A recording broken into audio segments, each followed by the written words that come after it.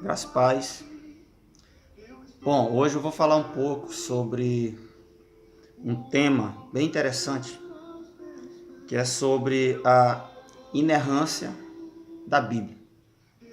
É um tema que muitas vezes gera um certo tipo de polêmica, porque nem todos creem que a Bíblia seja inerrante, ou seja, ela de uma certa forma contém algum erro. Já outros creem que não, que você tem ali a palavra perfeita, a palavra de Deus, a mensagem de Deus, assim como ele quis transmitir para o homem. E eu vou falar sobre essa questão.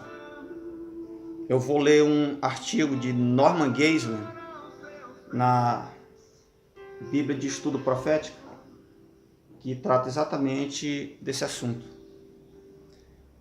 Diz assim: a qualidade de inerrância atribuída às Escrituras é uma inferência da natureza de Deus. Jesus ensinou que seu Pai é o único Deus verdadeiro. Isso está em João 17, verso 3. E que sua palavra é verdadeira. João 17, 17. É equivalente a isso é o ensino apostólico de que Deus não pode mentir. Está em Hebreus 6, 18. E que nenhuma mentira vem da verdade. 1 João 2, 21. A inspiração não se estende apenas aos pensamentos ou pronunciamentos orais dos profetas, mas às suas próprias palavras. Moisés escreveu todas as palavras do Senhor. Está em Êxodo 24, verso 4. E Davi confessou: a sua palavra está na minha boca. Está em 2 Samuel 23, 2. Jeremias recebeu a ordem de não omitir nenhuma palavra. Está no livro de Jeremias, capítulo 26, verso 2. Repetidamente, os profetas prefaciavam suas declarações com uma frase imbuída de autoridade, ou seja, assim diz o Senhor. Você vai ver essa expressão em praticamente todos os livros proféticos, né? Ou seja, dos profetas, tanto os profetas maiores quanto os profetas menores. Eu não vou aqui citar nenhum texto, porque você que está vendo esse vídeo deve saber realmente do que eu estou falando aqui. Jesus definiu a revelação do Antigo Testamento com a expressão "está escrito". Por exemplo, lá em Mateus 4, verso 4 e 7. Eu vou procurar aqui esse texto para confirmar. Mateus, capítulo 4. Eu vou ler na Bíblia Almeida Fiel. Bíblia Almeida Fiel. 4, verso 4 e 7. Verso 4. Ele, porém, respondendo disse: está escrito, nem só de pão viverá o homem, mas de toda a palavra que sai da boca de Deus. Ou seja, está onde esse Antigo Testamento, né? Lá no verso 7 diz, mais uma vez, e disse-lhe Jesus: também está escrito, não tentarás o Senhor teu Deus. Certo? Então são palavras de Jesus.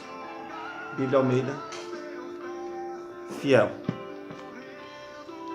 Então, Paulo testemunhou que falava, abre aspas, palavras ensinadas pelo Espírito. Isso está em 1 Coríntios 2, verso 13. E ensinou a Timóteo que, abre aspas, toda a Escritura é divinamente inspirada. Está em 2 Timóteo 3, verso 16. Jesus também afirmou que todo o Antigo Testamento era inspirado por Deus. Tudo que foi registrado por Moisés e pelos profetas procede de Deus. Está em Mateus 5, 17 e 18. E, portanto, terá que se cumprir Lucas 24, 44 e Romanos 15, verso 4 também. Esta alegação de inspiração naturalmente aplica-se apenas aos escritos originalmente dados por Deus, ou seja, aos chamados autógrafos, não a cópias sujeitas a ocasionais erros de transcrição. Então, esse autor aqui, ele é bem enfático em dizer que o quê? Apenas nos autógrafos, não é isso? Que ele vê esse tipo de inspiração, ou seja, no que diz respeito à escrita, né? No que diz respeito à escrita, não na questão da mensagem em si. Por quê? Porque hoje nós temos a palavra de Deus. Mesmo a Bíblia, né? Ele vai ver que existem textos gregos, principalmente os gregos do Novo Testamento, que contém muitos erros. Você tem mais de quase 6.000 manuscritos gregos do Novo Testamento, sejam códices, papiros, ou seja, e muitos deles contêm erros ou diferenças de um para o outro. Então, mas são cópias, né? Cópias de cópias de cópias. Nós não temos hoje em mãos nenhum documento chamado autógrafo, ou seja, aquele que foi escrito diretamente pela mão do profeta ou pela mão do apóstolo, né? Mas, mesmo assim, nós temos fé, né? E confiamos e sabemos que a Bíblia, ou seja, ela é sim hoje a palavra de Deus e ela contém a mensagem que Deus ele quis passar para o ser humano.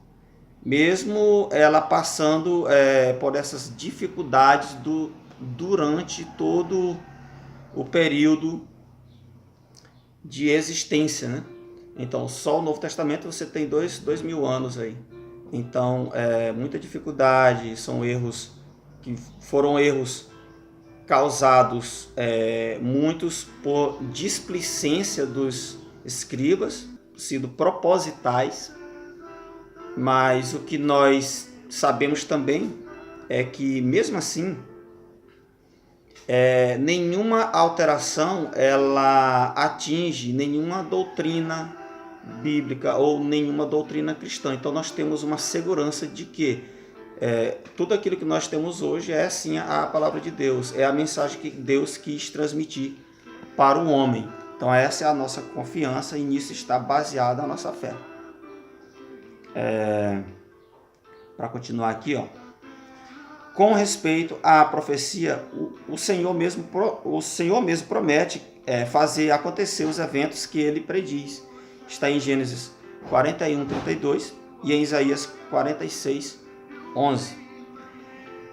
A segunda epístola a Timóteo 3:16 declara: toda a escritura é divinamente inspirada, o que se refere contextualmente às sagradas letras da fé judaica, em que o jovem Timóteo fora instruído. Está lá no verso 15. Paulo fala isso lá no verso 15. O Novo Testamento se refere com frequência aos escritos autorizados dos judeus, como as Escrituras. Jesus, por exemplo, disse: a Escritura não pode ser anulada. Claro que ele está falando dos escritos, tudo aquilo que foi escrito antes dele, né? Isso está lá em João 10, verso 35. Quanto à profecia, ele, em muitas ocasiões, alegou ser ela o cumprimento de toda a lei e profecia do Antigo Testamento. Está lá em Mateus 5:17. Está também em Lucas 24, 27 e 44. Vamos olhar esse texto aqui. Deixa eu ver se eu tenho ele aqui marcado.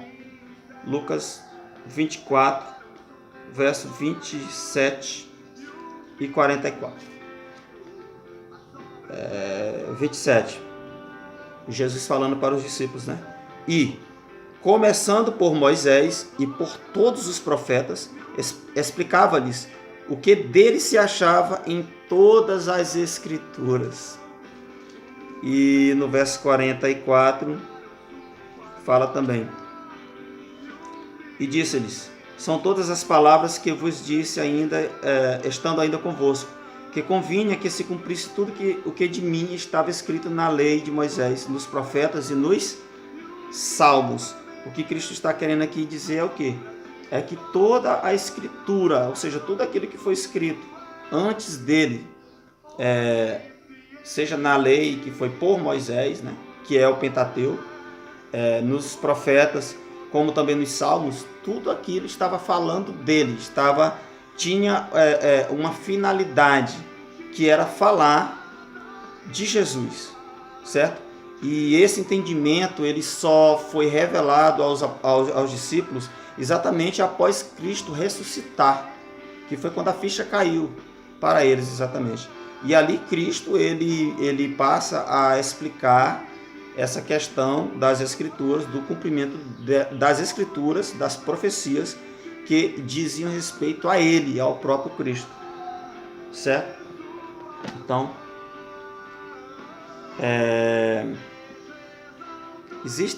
tem muito mais coisa aqui esse artigo, mas eu vou aqui resumir, vou ler o último parágrafo, que diz assim: a conexão entre inerrância, profecia e certeza pessoal é explicada em Hebreus 6:18, que diz o seguinte: para que por duas coisas imutáveis, nas quais é impossível que Deus minta, tenhamos a firme consolação, nós, os que pomos nosso refúgio em reter a esperança proposta.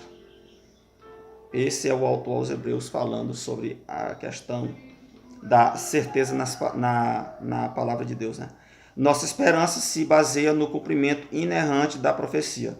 Jesus Cristo cumpriu literalmente a profecia do Antigo Testamento. E sua volta cumprirá profecias tanto do Antigo quanto do Novo Testamento.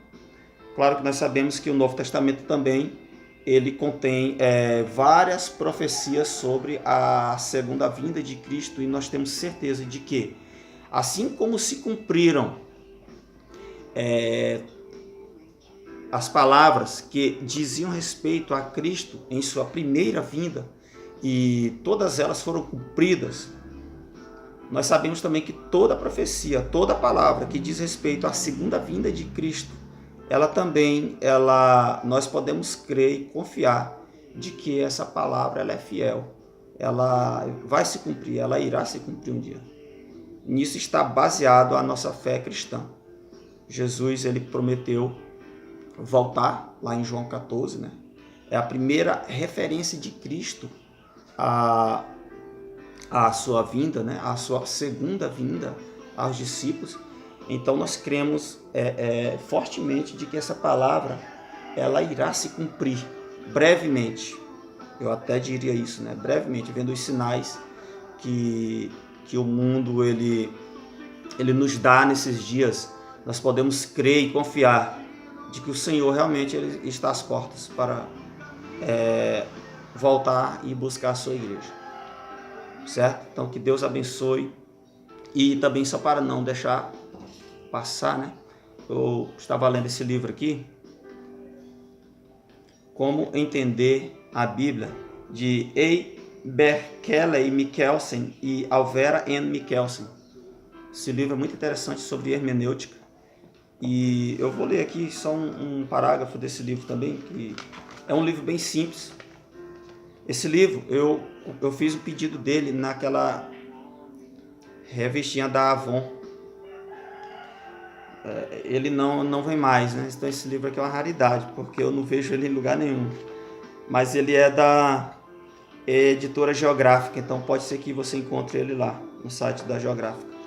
E esse autor ele fala o seguinte sobre a inspiração também da palavra de Deus. Ele fala o seguinte aqui, na página 43, ele fala assim: a pessoa de Deus e sua verdade foram reveladas muitas vezes a seus servos por intermédio de sonhos, visões e outros meios. Algumas vezes Deus deu a esses homens inspirados a interpretação de fatos significativos, como a morte e ressurreição de Cristo. O significado desses eventos chegam até nós por meio das cartas do Novo Testamento, bem como por meio dos evangelhos. Exatamente, né? E na página 45 ele vem falar mais uma vez o seguinte: ó, à luz das declarações dos autores bíblicos e da forma pela qual eles agem, fica claro que, de tal maneira, a inspiração envolve a ação de Deus na vida e nas palavras dos servos escolhidos, que as Escrituras, por eles produzidas, dão aos leitores a sensação clara das verdades que Deus lhes deseja transmitir. Na Bíblia temos tudo que Deus escolheu preservar para que possamos conhecer a verdade genuína entregue por Ele às gerações passadas. E eu também até diria, às gerações futuras também, que a Bíblia, ela serviu como bússola tanto para a geração passada também, como para nós hoje. Então, eu creio sim que a Bíblia, ela contém a sua inerrância. Como eu falei, a mensagem de Deus está preservada, mesmo que os documentos antigos foram mexidos, mas nós temos uma palavra fiel hoje, certo? Nós temos uma palavra fiel onde nós possamos entender a palavra de Deus, ok? Então que nós venhamos ser fortemente abençoados e fortalecidos pelo alimento do Senhor, que é a sua palavra, nesses dias. Então que Deus abençoe sua vida e que o Senhor faça prosperar os nossos caminhos. Em nome de Jesus. Amém.